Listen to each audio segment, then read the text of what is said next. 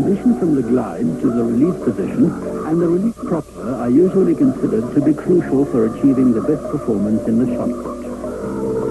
A comprehensive assessment of the technical execution makes it necessary to analyze the course of the movement maneuver realized in a space of 2 to 3 seconds.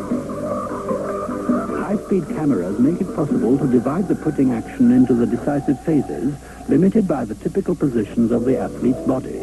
The introductory movements from the initial erect position to the maximum lowering position is described as the preparatory phase. Athletes display a number of individual variations in this stage. The shot moves against the direction of the put proper. These movements probably are not substantially important and will not be dealt with here. The initial phase of the put from the biomechanical point of view is the position in which the shot is at its lowest, Y minimal. There is maximum distance from the performance measuring point, X maximal. The beginning of the glide, the end of the initial phase. The end of the glide, the beginning of the transition phase, ended in the double support position. The phase of release culminates when the shot leaves the athlete's fingers.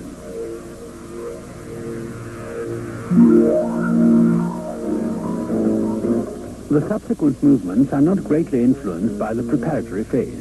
It will thus not be taken into consideration in comparing the time course of the performances of two of the medalists, Machura and Beyer. Beyer takes less time to complete the preparatory phase. His transition to the glide is smoother. The duration of the glide and of the transition phase is almost identical in both athletes. The markedly shorter duration of the release proper corresponds with Beyer's performance, almost a full meter better than his rivals. The path of the shot in the decisive phases of the put.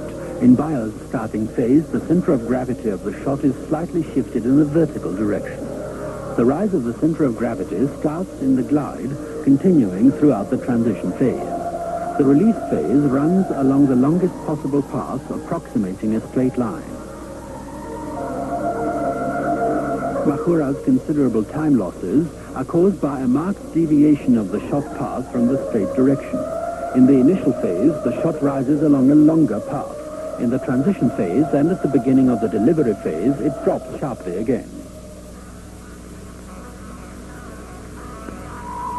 The lowering of the center of gravity of the athlete's implement system increases the reaction force and can thus favorably influence the pretension of the leg muscles.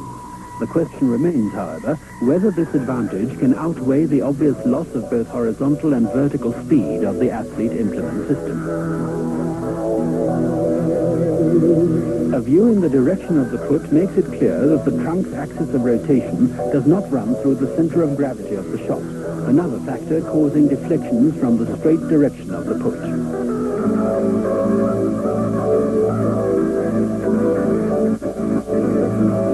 Even in this case, however, the tendency to maintain the straight direction of the shot path can be said to exert a favorable influence on the performance. This fact can be demonstrated by a comparison of the performances of the three medalists. The path of the shot in the initial phase, the glide, and the transition phase. The release path. The horizontal deviation measured between the double support position and the moment of release. Every change in technique must be preceded by corresponding growth of the speed and strength potential in particular.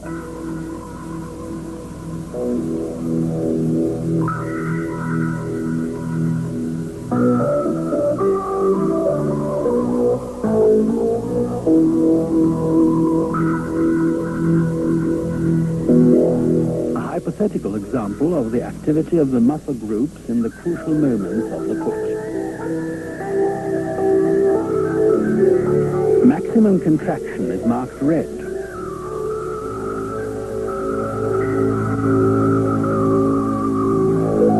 The green color denotes the muscles with maximum contraction with pretension.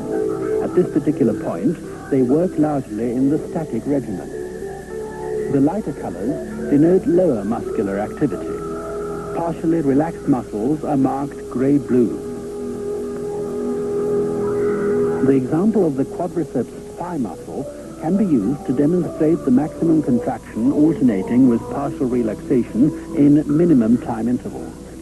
The transition from the static state, contraction with extension, to maximum contraction with shortening in the course of 320 milliseconds. The glide, relative relaxation, contraction with pretension, culminating in intensive contraction with shortening at intervals of 170 milliseconds.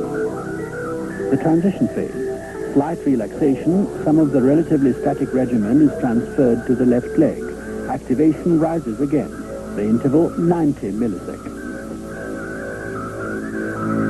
The release. The quadricep gradually displays maximum contraction in the course of the extension of the two legs. The time, 250 milliseconds.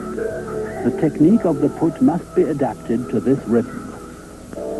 The knowledge obtained from the kinematic and dynamic course of the movements of athletes with different anthropometric data makes it possible to try and formulate the typical features of the modern approach to efficiency of technique in the shot put.